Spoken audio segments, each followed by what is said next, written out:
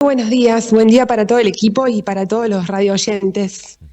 Muy buenos días, Agustina. Bueno, nosotros siguiendo de cerca, paso a paso, lo que va pasando, sobre todo en nuestra provincia, los estudios, los porcentajes de contagiados, etcétera, etcétera, etcétera. Pero hay un tema que también nos interesa y es el que llevan ustedes desde biología molecular, es decir, desde el Laboratorio de Salud Pública.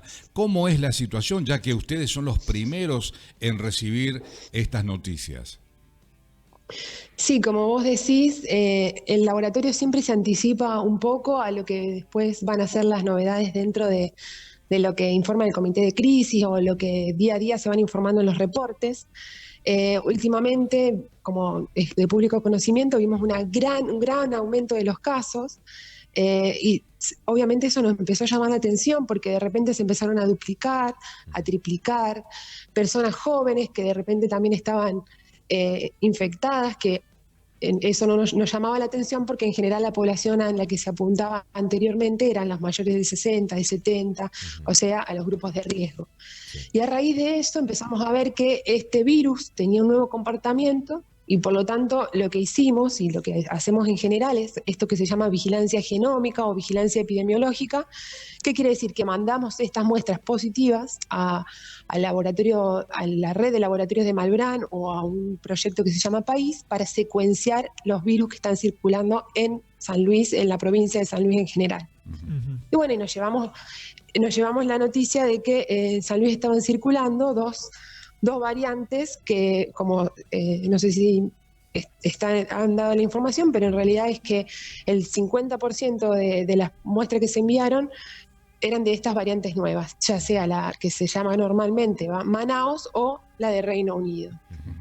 Entonces, esto es lo que de repente nos empezó a explicar por qué había un aumento exponencial de los casos, porque había personas jóvenes que estaban infectadas, porque había personas vacunadas que si bien había personas que cursaban con la infección un poco más leve, de manera más leve.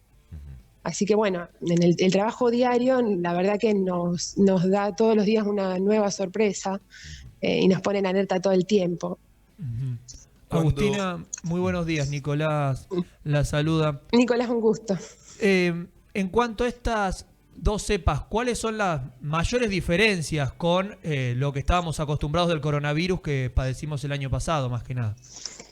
Bien, estas dos cepas lo que pueden afectar directamente es la mayor transmisión o la mayor virulencia. Son un poco más contagiosas, tal vez el doble, aumenta la transmisibilidad, también se empeora la situación epidemiológica de la región, eso está claro. De repente empezamos a ver un aumento de los casos o aumenta la virulencia, es decir, hay una presentación clínica diferente. Y también hay algunas variantes que disminuyen la efectividad de la vacuna. Eso no quiere decir que no me proteja, quiere decir que tal vez me pueda contagiar y los síntomas van a ser más leves, pero la efectividad de la vacuna es diferente respecto de las cepas, digamos, wild type. Wild type se le llama a aquellas cepas que circulaban anteriormente, el año pasado, en la ola anterior, digamos. Sí. En cuanto a la sintomatología de la persona que está afectada con respecto a estas dos cepas que nombrábamos, ¿hay alguna diferencia? No, se ha descrito, por ejemplo, que hay personas que se vuelven a reinfectar. ¿Qué pasa? Se infectaron primero en la ola anterior con una cepa y ahora se vuelven a infectar nuevamente. En general los síntomas son similares, son síntomas respiratorios que tienen que ver con lo que ya sabemos, fiebre, tos, decaimiento, malestar general, tal vez pérdida del olfato y del gusto, pero se ha empezado a ver algunas manifestaciones tipo rash o picazón en la piel en aquellas personas que se reinfectan. Es decir, que tal vez ¿qué pasa? La respuesta inmunitaria que había generado la persona a la primera exposición del virus intenta neutralizar esta nueva infección, por lo tanto, generan este tipo de sintomatología. Digamos, no es para entrar en pánico, no es para... El miedo siempre no es como un buen consejero, pero sí hay que estar como muy atentos a estas nuevas variantes y es solo un llamado de atención, digamos, necesitamos seguir esforzándonos para evitar la propagación del virus. ya sabemos cuáles son las normas que hay que cumplir, lavarse las manos, el uso correcto del tapabocas tapando la nariz y la boca, respetar el distanciamiento y sobre todo en esta época que te escuché que decías que ahora hay que andar más abrigaditos y los días son un poco más cortos, las noches un poco más largas, estamos más encerrados, lo que deberíamos agregar es ventilar los ambientes, abrir 5 centímetros la ventana como para que corra aire y mantener ventilados los ambientes, que hace que el virus se vaya por la ventana si es que ingresó al hogar. Bien. Agustina, le hago una pregunta. Mi nombre es Rodrigo. Rodrigo, ¿qué tal? Un gusto. Un gustazo.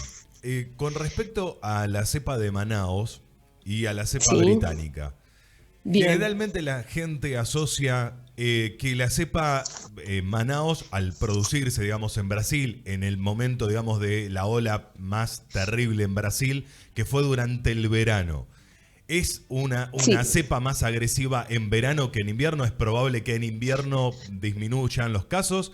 Y con respecto a la británica, ¿sería al revés? ¿Tendría más forma de contagio en el invierno que en el verano?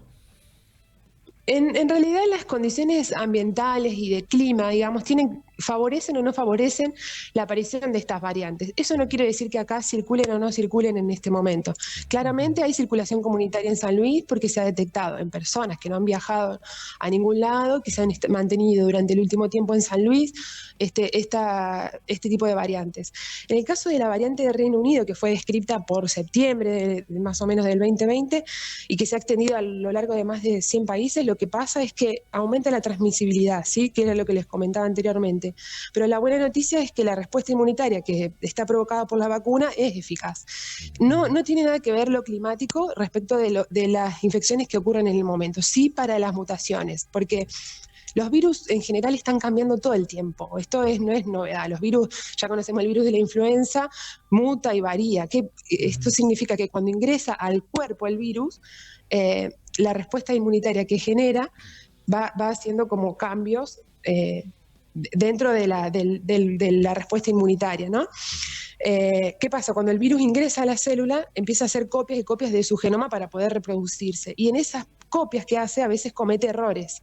Estos errores pueden pasar desapercibidos o pueden generar esto que son estas variaciones, que está mal decirle cepa Manaos, porque es como, está mal, se lo dice así vulgarmente como para conocerlo, porque es como estigmatizar un país, es decir, bueno, la cepa de Brasil. No, es una mutación que produce cualquier virus, claro. Es una variante nueva, más que nada. Sería algo así como un linaje, una familia, no es una cepa. Una cepa sería ya cuando hay cambios en la estructura del virus más grande y tiene otras condiciones. De acuerdo. Pero bueno, Sí, te escuchamos. No, lo que decía es que lo ambiental tiene que ver para estas mutaciones que suceden naturalmente en el virus, no tiene nada que ver con la transmisión. Las condiciones de estar más en la casa, guardados, estar más guardados por el tema del frío, hace que también estemos más en contacto con otras personas que pueden transmitir el virus, pero hasta ahora solo no se ha descrito nada. De acuerdo al conocimiento que ustedes tienen o la información que les puede haber llegado, ¿qué cantidad de cepas circulan en el mundo? Porque cada día que abrimos una noticia es una cosa nueva y estamos como desorientados. Claro, bueno, lo que se llama variantes hay alrededor, 30 descritas así que causan distintos cambios, 30 más o menos, pero de las que circulan en la Argentina hasta ahora hasta hace muy poquito se ha descubierto una nueva variante que se llama variante andina, que presenta variaciones similares a las de Manaos, a la P1, pero no hay estudios específicos contra esa variante. Sí, lo que se sabe es que la vacuna sigue siendo eficaz todavía y que no afecta a los test diagnósticos, porque eso es algo que a nosotros nos interesa y por eso estamos todo el tiempo enviando a secuenciar, viendo cómo es la huella digital, digamos, del virus. Porque ¿qué pasa si yo de repente este virus cambia y los test diagnósticos que tenemos, por ejemplo, la común nombrada PCR, está dirigida hacia una región del virus que se amplifica muchas veces para poder ser detectado? Claro. Si varía en esa región del virus, no podemos detectarlo. Hasta ahora todas estas variantes que están descritas no cambian para nada el diagnóstico, entonces podemos estar seguros de que una muestra es negativa y una muestra positiva es realmente positiva. Por eso seguimos bien de cerca y analizamos la trayectoria evolutiva de las cepas del virus, eso, para estudiar su origen, para estudiar su dispersión y para ver que el diagnóstico no se ve afectado. Agustina, En cuanto a que aquí se descubrieron o se encontraron también transmisión comunitaria de las variantes de Manaos y la variante británica. ¿Hay posibilidades, ya que se ve que hay gente que se contagió sin tener contacto con nadie que haya viajado al exterior, de que esas sean mutaciones que se hayan generado aquí y que sean similares a la de Manaos y a la británica? Eso que estás diciendo es exactamente lo que pasó con la variante andina. Las personas de Perú, los laboratorios de Perú, investigaban de repente una mutación que se parecía mucho a la de Manaos. Entonces ellos le ponían el sello de Manaos, listo, es P1, listo. Cuando mandaron a secuenciar, es decir, ellos investigan exactamente todo el genoma del virus, se dieron cuenta de que tenía la misma mutación que P1, que Manaos, pero era otra variante. Entonces, eso es exactamente lo que pasó con andina. De repente tiene unas figura similar, pero en el interior no es tan parecido, es otra, es una nueva.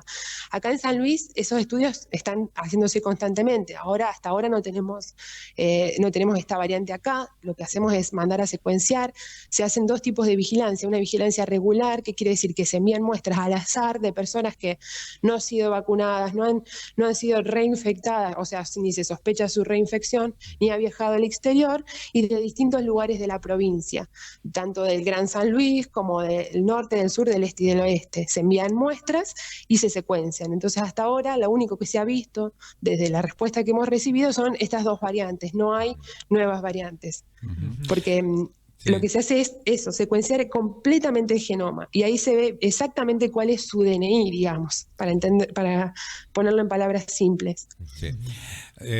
Recordamos que al principio, entre lo protocolar y lo recomendado por parte de los médicos, decían el lavado frecuente de las manos, el uso del barbijo, y se hablaba de poner un trapo con lavandina en el ingreso del hogar, inclusive se hablaba de los desinfectantes, el aerosol.